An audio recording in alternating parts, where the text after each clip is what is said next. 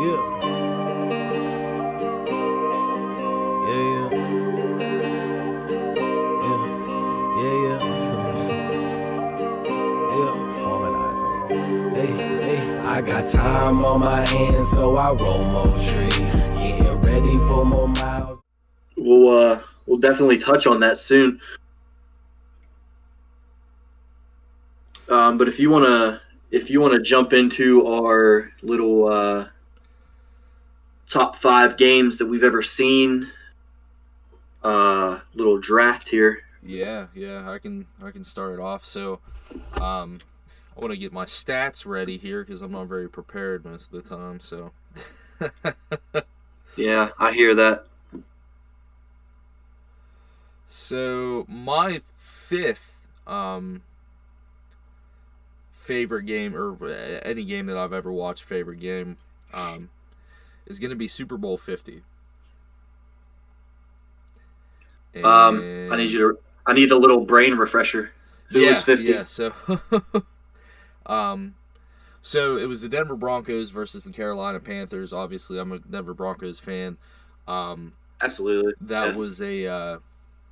It wasn't a great game for actual passing, but the reason it's one of my favorite games is because of the strip sack that Von Miller had on Cam Newton early in the game, and also it was just a defensive fucking game. I'm a big defensive guy. That score was the score ended up being 24-10 Broncos. So a lot of run game in that game. But no passing touchdowns. And as a defensive-minded guy, that's what I like to see. So I'm guessing there was a whole lot of running the ball in that game. Yeah. So a whole lot of there was whole lot of Jonathan Stewart was on that team at that point for Carolina. Also, C.J. Anderson was on the team for Denver.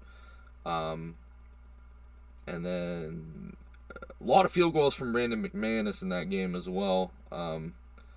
Okay. But looks like I remember the game. Yeah, it was. I mean, it was kind of one of those old school gritty. We're gonna hit you, you're gonna hit us, and whoever comes out, Yeah. And fun fact about that game as well: Cam Newton had the most rushing yards on the team. Oh wow! Is that 45 That's the yards. infamous. That's the infamous Cam Newton didn't jump on the ball game, right? Yep. That's Okay. the one. Yeah. That's the one. Right. I remember watching that and being sick to my stomach because I used to be a huge Cam Newton fan. Yeah. If I'm not mistaken, that was the year Cam Newton won MVP, correct? I can double check. I think you might be right though. Was it 2015? No, this was But it Super would have Bowl been 50 was 17. What year was he MVP? 16, right? He was the 16 MVP. Yeah, I'll tell you. Maybe it was the 16 season, but the Super Bowl was in 17. Maybe. No, looks like 2000.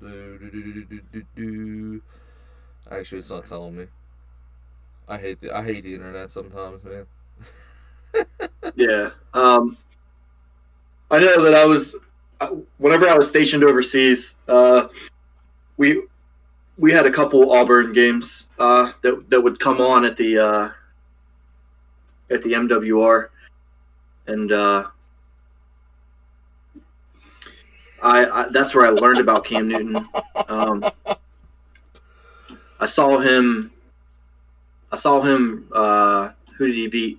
Alabama, I believe we watched him beat Alabama that year, and I became a fan instantly because I was like, man, I like how that guy plays. He's a big dude and he's mobile. So I was You gotta look at this fucking picture because you won't be able to see it until this post, but I'll take a screenshot and send it to you. But there's a fucking picture of fucking, I don't know if you can't really fucking see it. Oh, my screen's too fucking bright. Basically, if you look up NFL MVP 2016, it shows a picture of fucking Peyton Manning with the Colts, and fucking right underneath it says Matt Ryan. That's too good. But anyways, that I believe I remember that being a really good game. Yeah, Cam Newton won And it I was in a Cam. 15, by the way. Okay, so it would have been the next year then. Yeah. I just remember being a big Cam Newton fan and really wanted to see him win, and he didn't. So I was a little bit disappointed in that one. Yeah. So beautiful, fucking beautiful. Just got this here. If y'all want to see, oh yeah, you can't see it. Yeah, you can see it on Matt Ryan. Matt Ryan. Damn, I didn't know Matt Ryan played a fucking stint with the Colts and wore number 18. He most definitely did, dude. But yeah, we're gonna get into my number 5 now. My number 5, and I tried to make this as least homery as I possibly can, but this one might be a little higher on my list, but I had to put it at number 5 just due to all the other games. Number 5 for me is Pirates versus the Reds in the 2013 wild card game. Just imagine me being a Pirates fan since I was like 7 years old, and watching 20 years of losing almost, as they were in the midst of 21 losing seasons. But I was a little too young to catch the beginning part of that ride. But just the atmosphere that surrounded that game, the blackout, everybody in PNC Park was wearing black. First playoff game that Pittsburgh has seen in 21 years.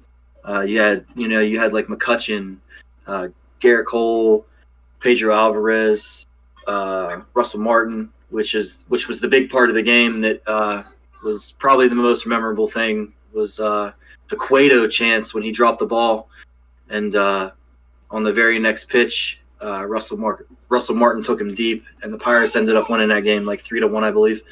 But I mean, that's, as a Pirate fan, we don't get much here, so that's a game that'll always stick with me. I don't know if I'll see any winning in the future either. So yeah, that game will always stick close to home. So yeah, I think anybody that's a fan of the Pirates, that game is especially younger fans like you and me, like even. It's one of those games. It's just like you said, with such a long drought, and you actually get that wild card win. You get in the divisional round. I don't remember who they played in the divisional round that year, but just to have that home game. St. Louis. Yeah. And Cardinals are so good every year almost. So it came down to Game 6. I mean we took them to Game 6. Yeah. So I mean it's not like it wasn't for not trying. Right. And that team, man, that Pirates team was, I just remember all the hype about it and all the hype behind that team, man. And, I didn't get the chance to watch. Actually, I think I watched that game, but I really wasn't, I think I was hammered when I watched it, to be honest. Because I literally a year before turned 21, so I had this fucking binge era where I'm just like, I'm fucking going to drink every fucking thing that I can, so. We were. I think I was over at my cousin's house and we were drinking and then we were watching it and I really wasn't paying attention. So, but no, it's definitely a game that I've watched tape on, like, just to go back and watch it because of the history, and yeah, it's a big deal when stuff like that happens. If you want to go ahead with your number 4. All right, so I'm trying not to be biased either. I was trying to find games that I don't really I'm not fans of or whatever, but this one hit really close to home for me because I got to watch pretty much every game of the series. Was the 2017 Stanley Cup Final with Pittsburgh against Nashville. And okay. I remember that game so vividly because, as you know, we got Hornquist from the Nashville trade. I don't even remember that trade and what we got in return or what they got in return. But Patrick Hornquist was, and even the year before that, Patrick Hornquist was one of the biggest parts of those Stanley Cup Finals. and from absolutely, yeah. I mean, he scored the game winner, right? Yeah, so from at him the end. Yeah, so it was like towards like middle to late, I think third period, something like that. They held on for a while, and Hornquist just grinding it out, man. Just gets down there on the boards and fucking, just taking shit from people, and dude, that guy can take some fucking beatings, and to fucking score the goal right off the back of Pecorine, man, that's like it's basically PDF'd or like a video in my mind. And then I remember going, we called Dick's Sporting Goods and called them and was like, hey, like, are you guys gonna be open for the merch, all the Stanley Cup Finals merch? And they're like, yeah, we'll be open. And we immediately went up. I think I got a hat, and I think I got a shirt. So. Oh, because they had it in stock already. Yeah, so they had it in stock. If they won, then they release it. That's cool. So they did like late night Go release. ahead. Okay, and it was like the was that the second cup? Yeah, that was the second one. 16 was the cup against the Sharks. Sharks, yeah. Yeah. Good series as well, but yeah, that was a good one too. It was hard to pick which one because I wanted to pick one, and I felt like I'd rather pick the 17 one because I watched the whole series, and that last game 6 is when they won 2-0. That was enshrined in my brain for sure. Yeah. So we're gonna jump into my number 4 now. We're gonna go right back into hockey because this might have been the most surreal moment of my life because I had already got to see. I don't want to say I had given up, but I had already lost a lot of hope in ever seeing the Pirates win anything. I had already seen the Steelers win their first Super Bowl of my lifetime in 2005 in Detroit against Seattle. So this next game was it almost felt like a dream while I was watching it. It was 2009 Stanley Cup Finals, Detroit versus Pittsburgh with the Max Talbot two goal game. Mm-hmm. Man, I just remember that game being I remember there was a hit every 3 seconds. It was one of the most intense hockey games I've ever seen. I just remember how fast that they were getting across the blue line, and when they dumped the puck, there was a defenseman. No matter what team it was, there was a defenseman on either team was just mashing the other dude into the glass, bro. It was hard hitting. It was low scoring. I mean, I'm pretty sure that Detroit outshot us in that game by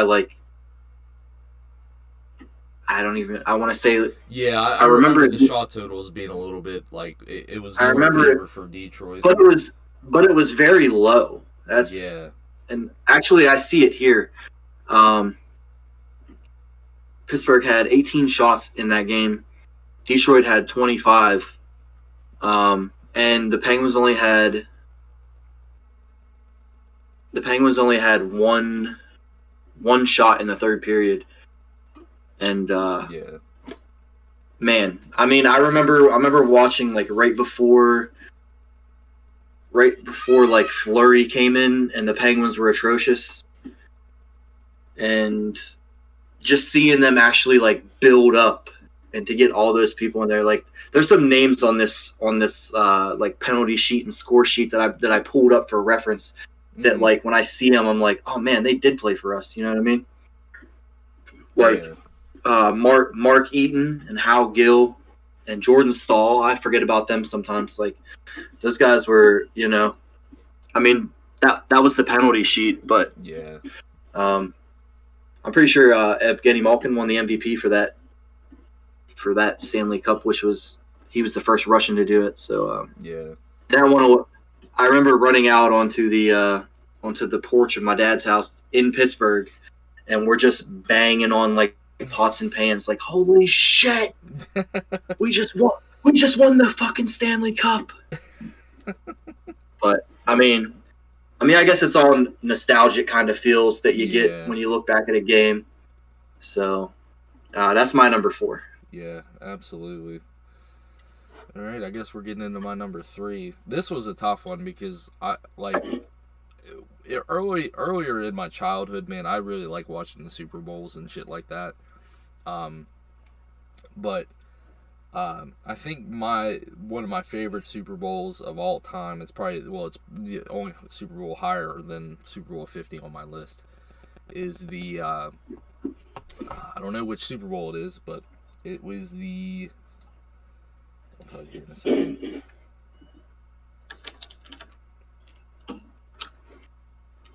Super Bowl. No, it wasn't that. It was. Who was it?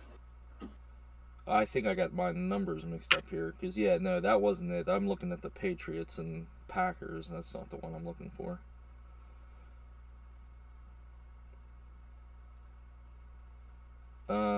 Yeah, so it was the year after. It was the Green Bay Packers and the Denver Broncos in the 1998 Super Bowl.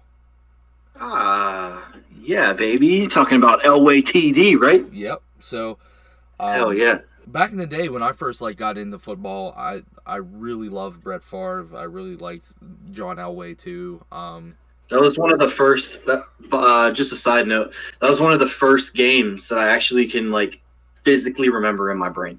Yeah, yeah. I do remember watching the Super Bowl the year before that with the Patriots and Packers. But man, this team, you had Elway, you had Terrell Davis, you had Ed McCaffrey, you had Shannon Sharp, and then on the other side you had fucking Brett Favre, Dorsey Levens, Antonio Freeman, Willie Henderson, names that you probably don't really remember, but for me, I used to play a lot of Madden when I was a kid, and absolutely, I just remember those names, and but yeah, it was a win by obviously the Denver Broncos. Ended up being 31-24, and but that game, man, that last drive by Elway, man, is just was that the Whirlybird game? Yeah, that was when he got tackled both ways and did the helicopter. Yeah, dude, that was. Yeah, that's a special one for me, because it was one of the first Super Bowls that I was able to watch, and right. I just at that point, dude, it was I always liked watching quarterbacks and Elway, couple other of my I like Cordell Stewart for what he was when he was in Pittsburgh. A couple other. I can't remember if was he no, because the Titans weren't a team until '99. It was close to that, yeah. Anyways, regardless, though, Steve McNair used to be one of my favorite quarterbacks too, and also Mark Brunell in Jacksonville. So, but yeah, it was one of those memorable games. I'm sure it's one of the top 50 ever games in NFL history on one of those stupid ass NFL Network fucking cheesy ass shit. So. Yeah, I'm sure it's up there, bro. I really am. I'm sure it's probably top 10. Yeah, I would imagine. Because I believe that play, the Whirlybird play, is one. I think it was voted the 5th most memorable play in Super Bowl history or something. Yeah, it's something. It's up there. But yeah, it was one of those ones for me, and I just It was one of just those moments, man. I was I wasn't at that point when I was young. I wasn't rooting for. There's an alarm. But that means your time's up. You're hogging the airspace. It's my turn. So, but man. Back in the day, when I was a kid, I didn't really root for a team. I just liked players, and I kind of still do. But it was just one of those quarterback matchups that was the epitome of the late 90s type of football. So yeah, tough guys. Yeah. Mm-hmm. All right, so I guess we're moving into my number 3. I didn't plan this to be to balance the scales in any way, but I have another baseball game on mine, and it has nothing to do with Pittsburgh.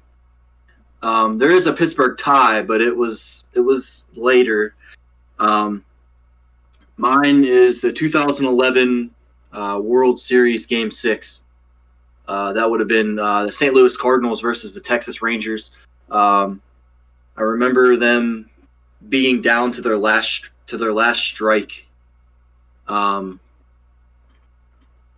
in the ninth inning, and they came through with a game tying. I want to say it was a game tying single that tied the game at 9, and then the game went all the way to the 11th. And the most memorable thing I can remember, I mean, it was a game of, we're beating you by this many, we're slowly coming back. Oh, now we're beating you by this many. Now we're back, and we took it into extras. Yeah. And then I just remember that pitch getting grooved right down the middle, and David Freese just put that bitch dead center. Mm-hmm. And I'll never forget the call. I want to say that it might have been Joe Buck, which I can't fucking stand. But Joe Buck has two of my favorite calls of all time, but we'll get into that later. I just remember the home run in the air, and it was Game 6, and I just remember Joe Buck saying, "And we'll see you tomorrow." And the ball just cleared the fence, and the fucking Cardinals were going crazy. Yeah. And I believe that they ended up winning that World Series. I'm pretty sure they did, yeah. So, I mean, it had everything you could want in a baseball game. Yeah. Plays at the plate, a fucking epic comeback, and then a walk-off homer to take you to force Game 7. So, I mean, and I remember watching that with my stepbrother, and it's just one of those games that's like burned into my brain, and I'll never forget it. So, it's. I'm gonna make that one pretty short. Yeah, I gotcha. All right, well, we'll hop into my number 2, which I think my number 2 is gonna surprise you. But my number 2 is the Game 6 of the NBA Finals of 2019. Okay. So you got to catch me up on that, because are we talking last season or the season before that? So that was the season before the last. So that would be the Toronto Raptors beating the Golden State Warriors in 6 games. Okay. Yeah. So over the years, Brad knows me best for being a Suns fan. While I still love the Phoenix Suns, their ownership is quite literally the same as Pittsburgh Pirate fucking management and ownership. They just do not want to spend money, and they don't want to they have like a great guy, Devin Booker, and they barely want to build around him. Now, meanwhile, they got CP3 over this off season, which they've been killing it. They've been doing really well. Right. So they'll always have a place in my heart with Steve Nash, Sean Marion, and Amari Stoudemire, that team. But this 2019 Raptors team, man, I've grown to love the Raptors just because I really like Kyle Lowry, and some of the guys that they had on that team. You have Fred VanVleet, which was an undrafted point guard at Wichita State, which he's been phenomenal for them, and he had Serge Ibaka on that team, Marc Gasol. That was Kawhi Leonard's only year with Toronto after getting that big trade with San Antonio. And 2 ACL injuries in that game for Golden State. So it was Kevin Durant that went down, or I think he went down like around late second quarter or something like that. And then Klay Thompson towards the end ended up, fucking himself up. So, but I just think it was a really good thing for basketball. It's going to be a really good thing for the kids in Canada and stuff like that, for them to get back and have that team that can say finally, after being incepted in 1995, that they've won that championship. So, as you know, I'm not very much of a basketball guy, but yeah, I do watch the playoffs and stuff like that. So yeah, I remember the Toronto Raptors going on that incredible run like down the stretch, and yeah.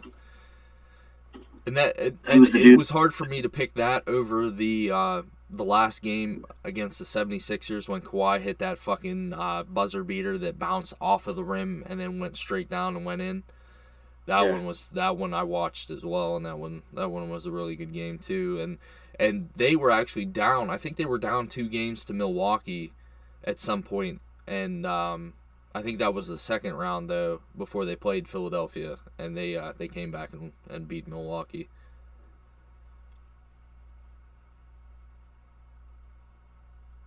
But yeah, that's my two. And I got one left. Yeah, the Toronto Raptors that year were just incredible. Coming down the stretch, like I said, and then who was it? Kawhi. Yeah. I mean, what can you say about the guy? He literally came to that franchise and like literally gave them the biggest boost that they needed. Yeah. All right, so. Initially, I was pretty upset about DeMar DeRozan leaving, but I understand why they did it. That team already is really defensive, so I mean, adding a piece like Kawhi just tightens them up even more. So I get why they did it. You know, at the end of the day, they won the championship. So, but yeah, definitely missed DeMar in Toronto. Right. All right, and I guess it's time for my number 2 now.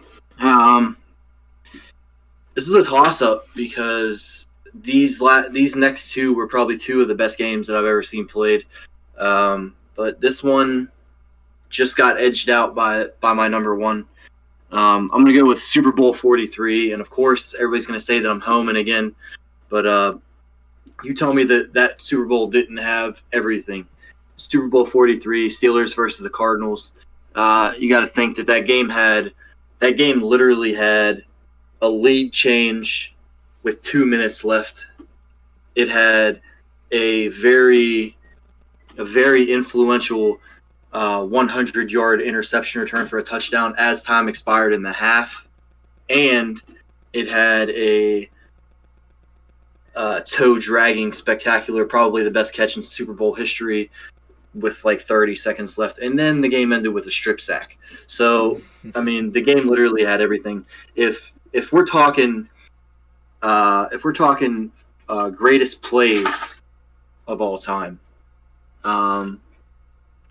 we would, if the Cardinals would have went on to win that game, we would be remembering Larry Fitzgerald's like 75-yard slant route for a touchdown.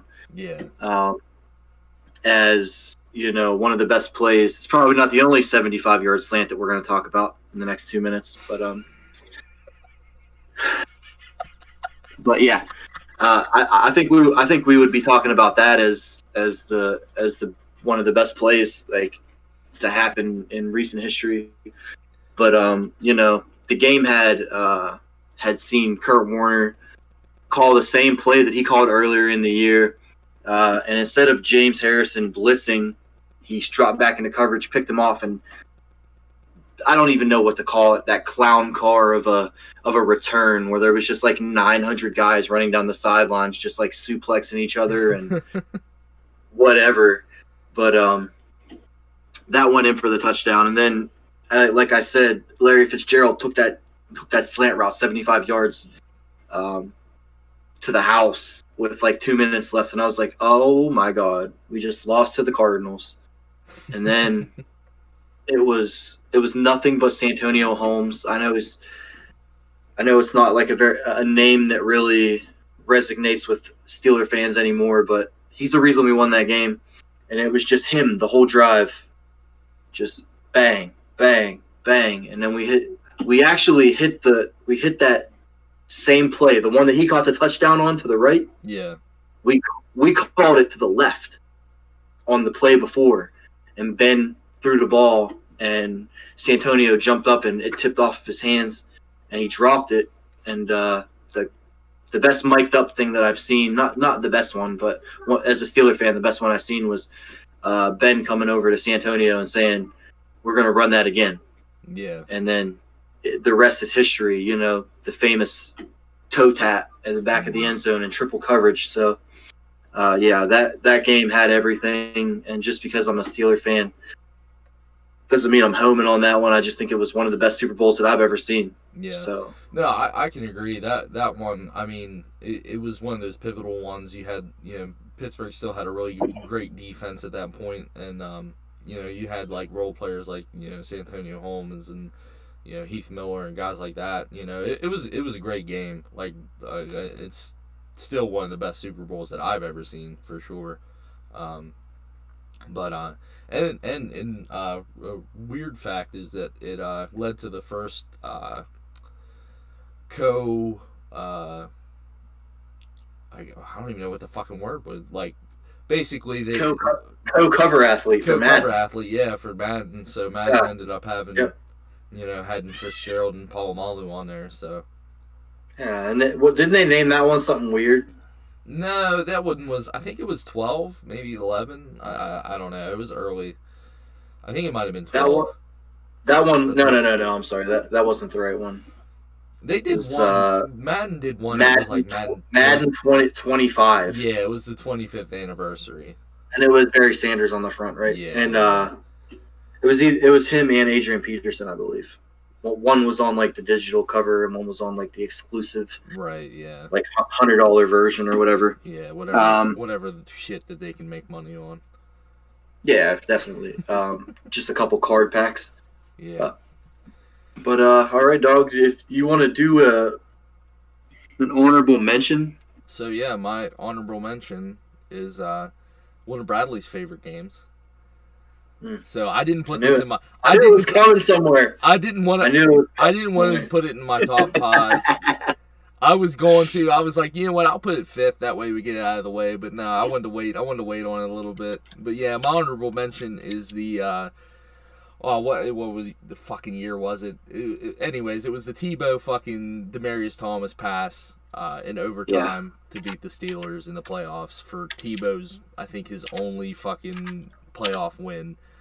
But it was even sweeter that like it was Tebow and it was against the Steelers and everybody was fucking butthurt about it, and I'm like, and then they end up losing to New England the next game. So but that one's pretty special just because I was a big, whenever Tebow was there, I was a big Tebow guy, but he just like, dude, he's like that Manziel, like he just draws too much attention, and like I don't think at that point that they wanted that. So, but it is what it is at this point. But that's one of the games that I always remember too.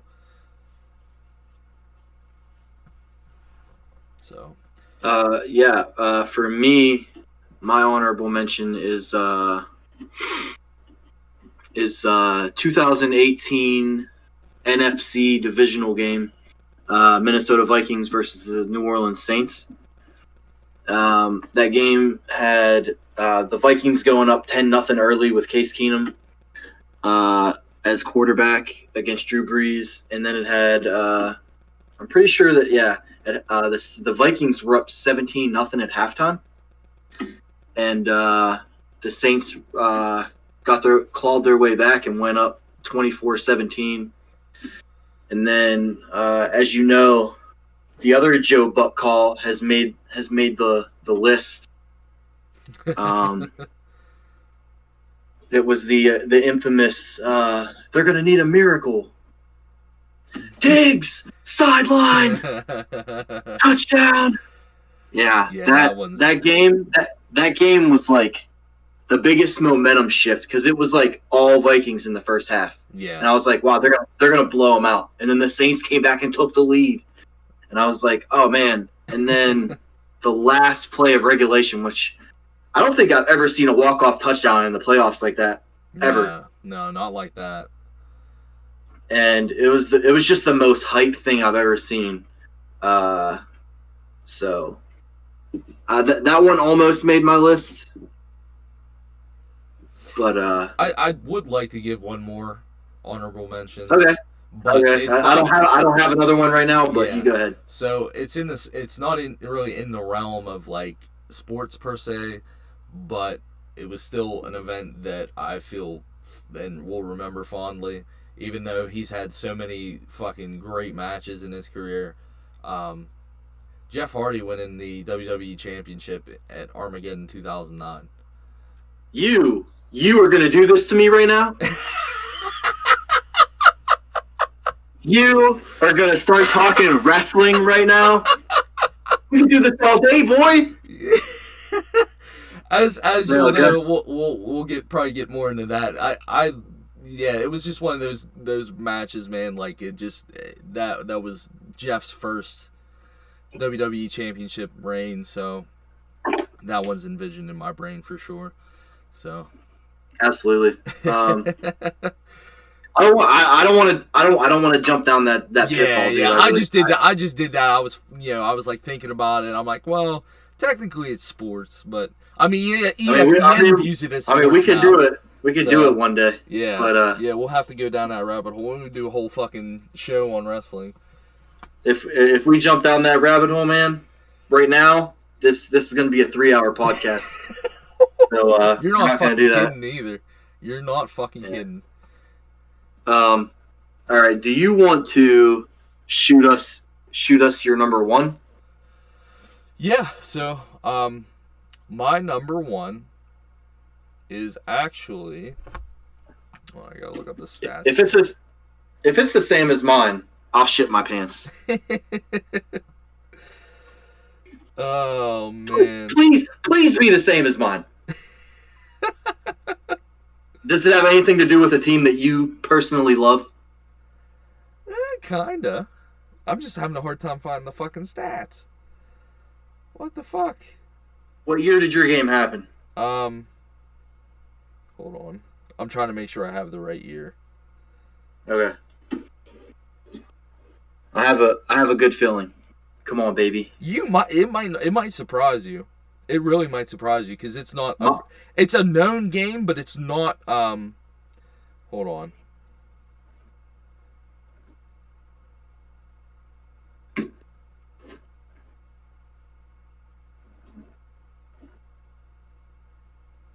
Was that the goalie? Oh, it's a hockey game? It is. It's a hockey game. All right, we're not on the same page then. I was hoping for a split second that we might have been thinking the same game. Okay, so this game, it was one of the fucking shittiest hockey games in the world, but it's burned into my memory because of all the shit that went on. Okay. I got the date of it. I'm just trying to find the fucking stats.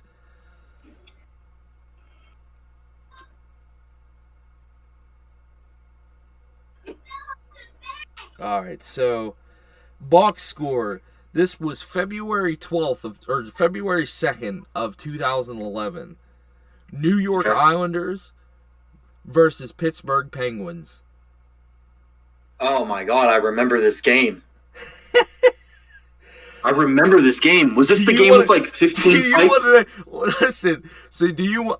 So the inside of it is that there was just a bunch of shit that went wrong. Like we ended up winning like 3-0, and or no, that I don't know if that was the game or not. If it was the game before, but it was that series of games where we played the Islanders and Brad Johnson fought Rick DiPietro. No, Brent. Was it Brent? I thought it was Brad. Brent.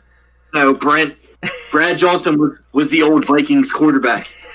Yeah, that's right. It was Brent Johnson. But so this basically ensued like a mass fucking like game misconducts, fucking fightings, fucking. Oh yeah. It was just a fucking brawl, and oh yeah, I remember that game. I'll tell you the fucking penalty sheet here. So first period penalty sheet, you have Mike Rupp roughing, Zenon Konopka roughing, Eric Goddard roughing or holding, Tyler Kennedy hooking in the first period. So just to like it gets fucking worse. So oh yeah. You have Mike Rupp and Zenon Konopka fighting major, Kyle Okposo tripping, P.A. Parento hooking, Jordan Stahl tripping, Mike Rupp boarding. So that's just painting a picture for the fucking third period. That's already like, what, 8 or 9 penalties right there. Yeah, so you got basically 10 penalties total before you get to the third period. Oh yeah, and then if I'm not mistaken, there was like 1,000 fights in the third period. Yeah, That might have been the longest game that I've ever watched of hockey. It was. Ever. And because I remember I hated Cal Okposo so bad. Yeah, he was just a cocky bitch, and I just wanted somebody to fucking light him up. Such a good game. So Konopka had a hooky minor 2 minutes at 3 minutes and 35 into the third period. Mike Rupp had a tripping penalty at 13:40 minutes into the third period. Then here you have Brent Johnson, game misconduct, fighting, goalie leaves crease, and then you have Rick DiPietro, goalie leaves crease, game misconduct, fighting, interference, and then you have Zenon Konopka with roughing, and you have Matt Cook roughing and a misconduct.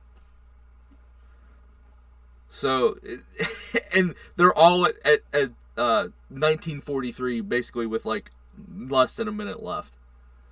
Oh yeah.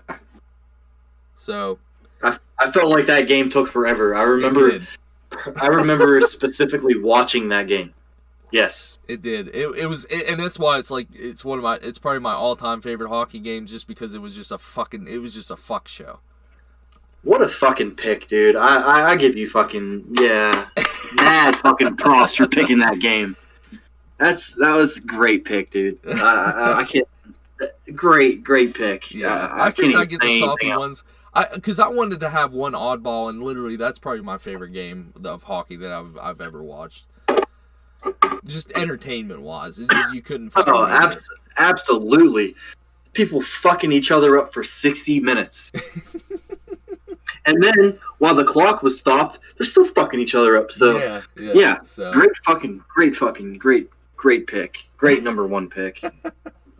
I love it. Because in my mind, I was thinking, I was like, you know what, I bet Brad's going to pick the 09 finals. And then I was like, you know what, way better in my opinion than the 16-17 back-to-back cups. Yeah. Because those ones were kind of like against, I don't want to say oddball teams, because they were obviously the other best team in the league. Yeah. But that Detroit one had some sting to it after we lost in 08. Yeah, it had. I was like, ooh, we got to go back to back. Yeah, it had. We got to taste that revenge. Plus with Hossa leaving and then going to Detroit. Yeah, that's that. Yeah. So. Yeah. So. Right. Let's hear it. Let's go. It's probably the greatest football game that you ever will see. And if you don't believe me, and if you don't remember this game, I need you to go back and watch the highlights, because this fucking game, I'm not talking to Utah, I'm talking to them. If you don't remember this game, I make it homework and come back in the comments and tell me that I'm wrong. I'm going with the 2006 Rose Bowl. Texas versus USC. Ooh. One of the best games in the history of college football, if not the best game in the history of college football. You had Matt Leinart. You had Vince Young. You had Lendell White.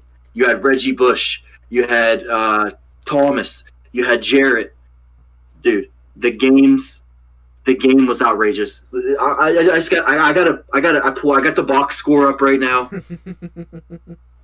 and it's just insanity. I just want to read you some stats. Total yards, USC 574. Total yards, Texas 556. Time of possession for USC 1920. Time of possession for Texas 17-19. First downs, USC 30, Texas 30. Turnovers, USC 2, Texas 1.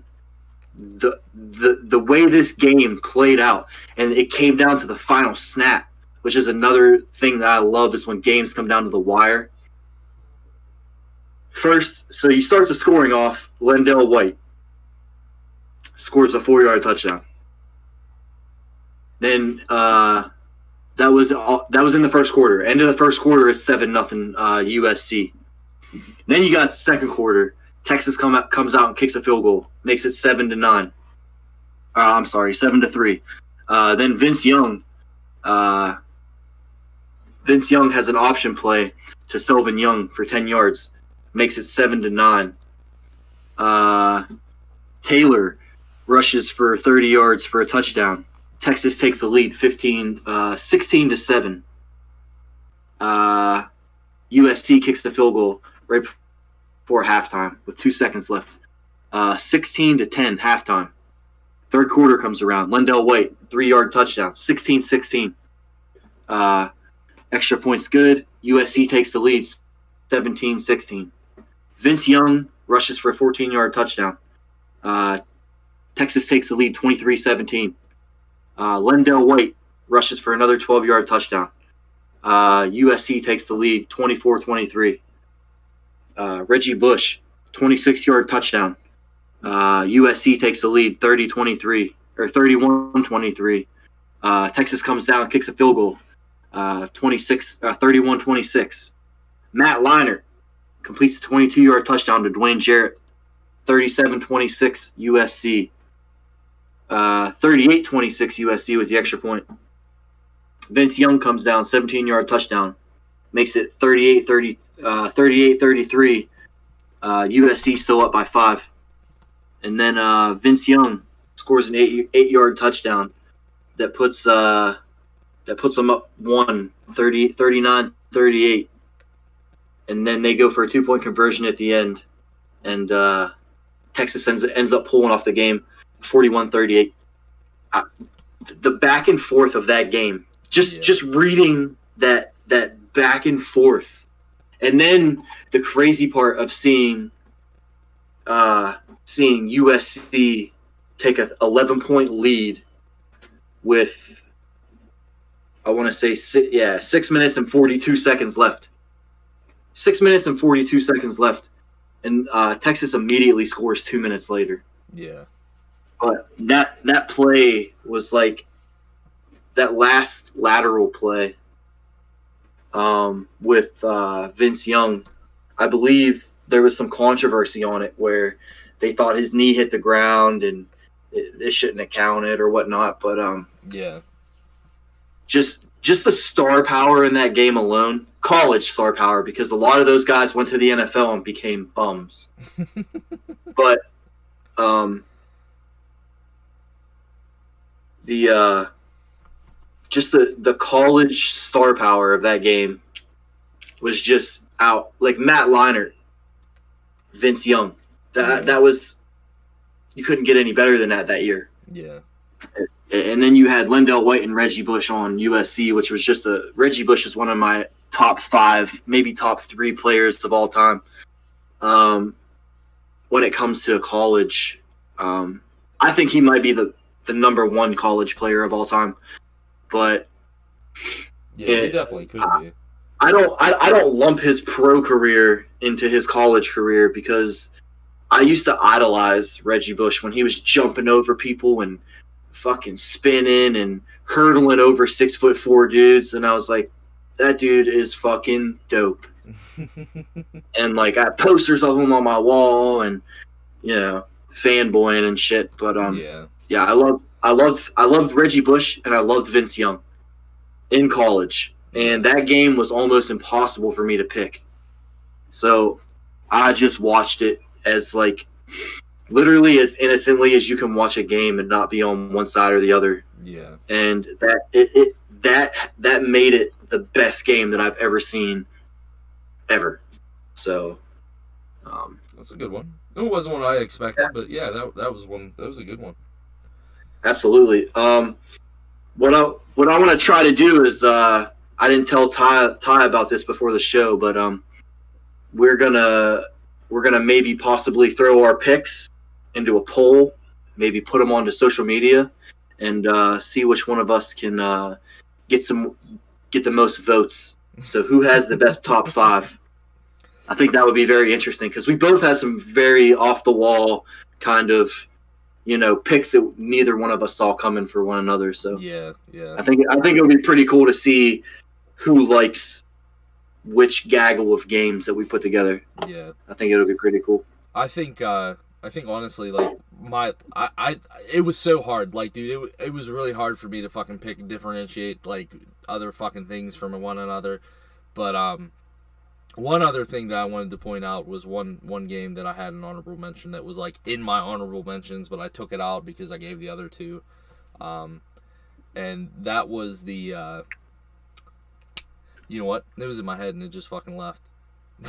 Yep, that watch the first episode of Talkin Spit and then tell me that I wasn't forgetting shit. I couldn't even remember Robert Woods' name. Yeah. Believe me. The constructive criticism was coming as soon as I couldn't remember the fucking dude's name. Yeah. So so you don't have to worry about. I got it in my head now. So it was Game 6 of the 2010 Stanley Cup Finals with Philadelphia against Chicago, and Chicago, Patrick Kane hits the game winner, and nobody knew it went in. Like, nobody had any idea that the puck went in. Only Patrick Kane knew it went in, and he just took off down the ice and started selling it. So, yeah, dude. But yeah, we'll do a poll and stuff like that. See what you guys like and see what you guys think. Yeah, we'll throw it up. We'll throw it up on the old Twitter. Nor our PR rep is slacking. I don't think that I don't even think she's even set up our account yet. Nah, just kidding. I'm sure she'll do some awesome stuff on there. Yeah. But we'll throw it up on Twitter. We'll throw it up on. Me and Ty will both throw up the poll on our Facebook stories or something, and yeah, so we'll get that up for you guys, and you guys can vote and let us know which one of us is a bigger loser.